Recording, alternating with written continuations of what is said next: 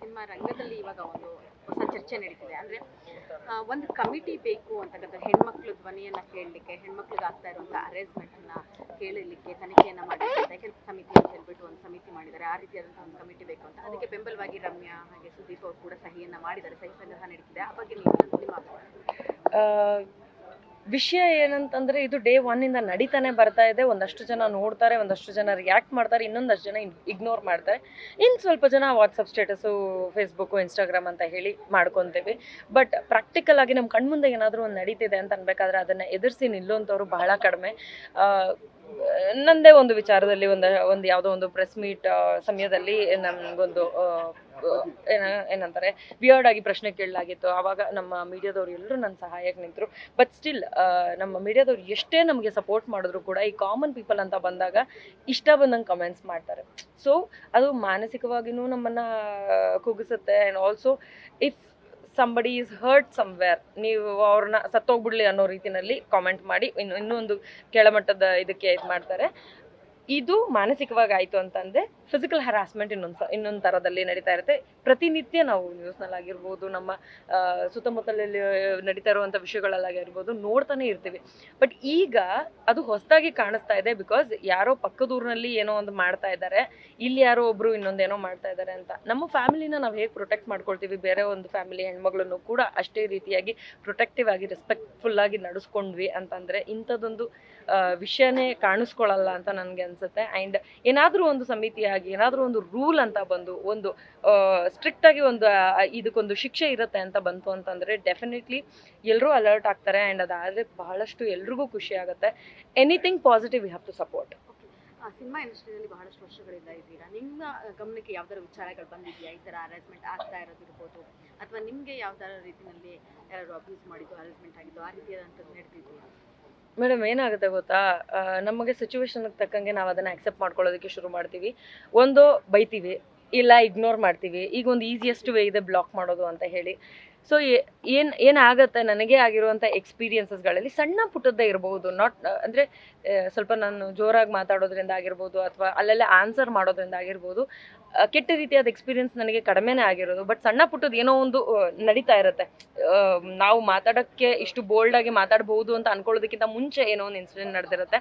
ವಿಷಯ ಇಷ್ಟೇ, ಆ ಟೈಮ್ಗೆ ನಮ್ಗೇನು ರಿಯಾಕ್ಟ್ ಮಾಡಬೇಕು ಅನ್ಸುತ್ತೋ ನಾನು ರಿಯಾಕ್ಟ್ ಮಾಡಿರ್ತೀನಿ. ಸೊ ಅದು ಕ್ಯಾರಿ ಮಾಡಲ್ಲ ನಾನು ಇನ್ನೊಂದು. ಹಾಗಾಗಿ ಅದನ್ನು ತುಂಬ ಸೀರಿಯಸ್ ಆಗಿ ತಗೊಳ್ಳೋ ನಮ್ಮ ಮೇಲೆ ಡಿಪೆಂಡ್ ಆಗಿರುತ್ತೆ.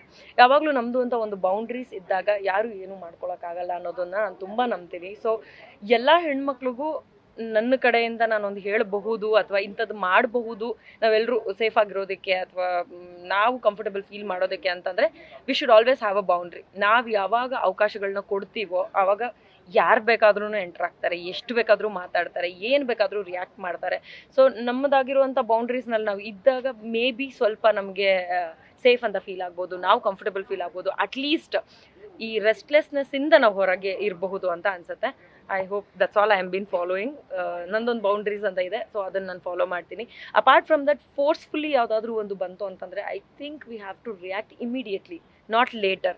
ನಾಳೆ ಅಪ್ಪಂಗೆ ಹೇಳೋಣ, ನಾಡಿದ್ದು ಅಮ್ಮಂಗೆ ಹೇಳೋಣ ಅಂತ ಮಾಡೋದಕ್ಕಿಂತ ಮುಂಚೆ ಯಾರು ಕಂಫರ್ಟಬಲ್ ಆಗಿರ್ತಾರೋ, ಅಂದರೆ ಇವಾಗ ನಮಗೆಲ್ಲೋ ಒಂದು ಅನ್ಕಂಫರ್ಟಬಲ್ ಫೀಲಿಂಗ್ ಬರ್ತಾ ಇದೆ, ಯಾರಿಂದನೂ ಆ ಥರ ಒಂದು ಏನಂತಾರೆ ಆ ಕಡೆಯಿಂದ ಒಂದು ಅಪ್ರೋಚ್ ಬರ್ತಾ ಇದೆ ಅಂತ ಅಂದಾಗ ನಮಗೆ ಕಂಫರ್ಟಬಲ್ ಆಗಿ ಯಾರು ಇರ್ತಾರೋ, ನಮ್ಮ ಬ್ರದರ್ಸ್ ಆಗಿರ್ಬೋದು, ಸಿಸ್ಟರ್ಸ್ ಆಗಿರ್ಬೋದು, ಎನಿಬಡಿ ಫಾರ್ ದ್ಯಾಟ್ ಮ್ಯಾಟರ್, ಅಪ್ಪ ಅಮ್ಮ ಯಾರೇ ಆಗಿರ್ಬೋದು, ಅಥವಾ ಕ್ಲೋಸ್ ಫ್ರೆಂಡ್ ಆಗಿರ್ಬೋದು, ಯಾರಾದರೂ ಒಬ್ಬರ ಹತ್ರ ಹೇಳ್ಕೊಳ್ಳಿ, ಏನಾದರೂ ಒಂದು ಸೊಲ್ಯೂಷನ್ ಖಂಡಿತವಾಗ್ಲೂ ಸಿಗುತ್ತೆ. ಈಗ ಮಲಯಾಳಂ ಇಂಡಸ್ಟ್ರಿ ನೋಡೋದಾದ್ರೆ ಅಂದ್ರೆ ಧೈರ್ಯವಾಗಿ ಮಾತಾಡೋದು ಕಮ್ಮಿ ಆಗ್ತಿದೆ. ಅಂದ್ರೆ ನಾಯಕರಿಗೆ ಫ್ಯೂಚರ್ ಭಯದಿಂದ ಅವ್ರಿಗಾರ ಶೋಷಣೆಯನ್ನು ಹೇಳ್ಕೊತಿಲ್ಲ ಅನ್ನೋದು ಒಂದಷ್ಟು ವಿಚಾರ ಇರುವಂಥದ್ದು. ಯಾಕಂದ್ರೆ ಪಾರ್ವತಿ ಮೆನನ್ ಆಗಲಿ ಅಥವಾ ನಿವಿನ್ ಪೋಲಿ ವಿರುದ್ಧವಾಗಿ ಒಂದಷ್ಟು ಜನ ಮಾತಾಡ್ತಾರೆ. ಬಟ್ ಇಲ್ಲಿ ಯಾರು ಕೂಡ ಆದರೂ ಕೂಡ ತಮ್ಮ ಒಂದು ಫ್ಯೂಚರ್ ಭಯಕ್ಕೆ ಏನು ಹೇಳ್ಕೊಡೋದಿಲ್ಲ ಅನ್ನೋದು ಮಾತು. Sir, I always feel that ನಮಗೆ ವೇದಿಕೆ ಸಿಕ್ಕಾಗ ಮಾತ್ರ ಮಾತಾಡೋದಕ್ಕಿಂತ ನಮಗೆ ಯಾವಾಗ ಬೇಕು ಅವಾಗ ಮಾತಾಡೋದು ಇಂಪಾರ್ಟೆಂಟ್ ಅಂತ. ಸೊ ನನಗೇನಾದರೂ ಅನ್ಕಂಫರ್ಟಬಲ್ ಫೀಲ್ ಆಗ್ತಿದೆ, ಅದು whoever it might be, I have to react right then. ಆವಾಗ ರಿಯಾಕ್ಟ್ ಮಾಡೋದು ಅಷ್ಟೇ ಅದಕ್ಕೆ ಬೆಲೆ ಇರುತ್ತೆ.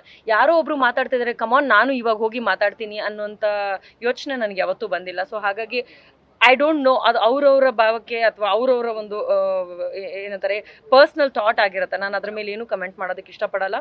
ನನಗೆ ಏನಾದರೂ ಅನ್ಕಂಫರ್ಟಬಲ್ ಆಗ್ತಾ ಇದೆ ಅಥವಾ ಯಾರಿಂದಾದ್ರೂ ಅನ್ಕಂಫರ್ಟಬಲ್ ಫೀಲಿಂಗ್ ಬರ್ತಾ ಇದೆ ಅಂತಂದರೆ I react immediately.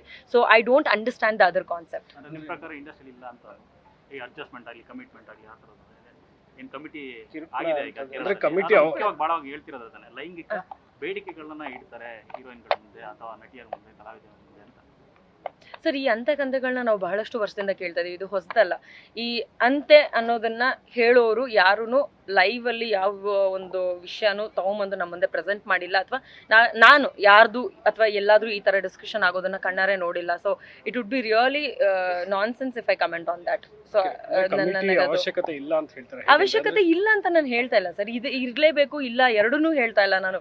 Something good, something positive, ಅದರಿಂದ ಏನೋ ಒಂದು ರೂಲ್ ಬರುತ್ತೆ, ಇನ್ನೊಂದಷ್ಟು ಜನ ಈ ರೀತಿ ಇದೆ ಅಂತ ನೀವು ಹೆಂಗ್ ನಂಬ್ತಾ ಇದೀರೋ, ಇದೆ ಅಂತ ಅನ್ನೋದಾಯ್ತು ಅಂತಂದ್ರೆ ಅದನ್ನ ಪ್ರೊಟೆಕ್ಟ್ ಮಾಡೋದಕ್ಕೆ ಏನಾದ್ರು ಬಂತು ಅಂತಂದ್ರೆ it is obviously good. No, ನೀವು ಸಪೋರ್ಟ್ ಮಾಡ್ತೀರಾ? ಖಂಡಿತವಾಗ್ಲೂ ಮಾಡೋಣ ಸರ್, ಯಾವುದೇ ಒಳ್ಳೆ ವಿಷಯ ಇದ್ರೂ ನಾನು ನಿಲ್ತೀನಿ. ಜೊತೆಗೆ ಜೆಂಡರ್ ಇಕ್ವಾಲಿಟಿ ಬಗ್ಗೆ ಮಾತಾಡಿದಾರೆ. ಅಂದ್ರೆ ಇಲ್ಲಿ ಪ್ರೊಡ್ಯೂಸರ್ ಆಗಿ ನಿರ್ದೇಶಕರ ಆಗ್ಲಿಕ್ಕೂ ಕೂಡ ಸೊ ಹೆಣ್ಮಕ್ಳು ನಿರ್ದೇಶಕರಾಗ್ತಾರೆ ಅಂದ್ರೆ ಅಷ್ಟು ಸಪೋರ್ಟ್ ಸಿಗೋದಿಲ್ಲ, ಅಂದ್ರೆ ಇಂಡಸ್ಟ್ರಿ ಕಡೆಯಿಂದ ಸಿಗೋದಿಲ್ಲ ಅನ್ನೋದು ಕೂಡ ಸಮಿತಿಲಿ ವರದಿ ಆಗಿದೆ ಅಂತ.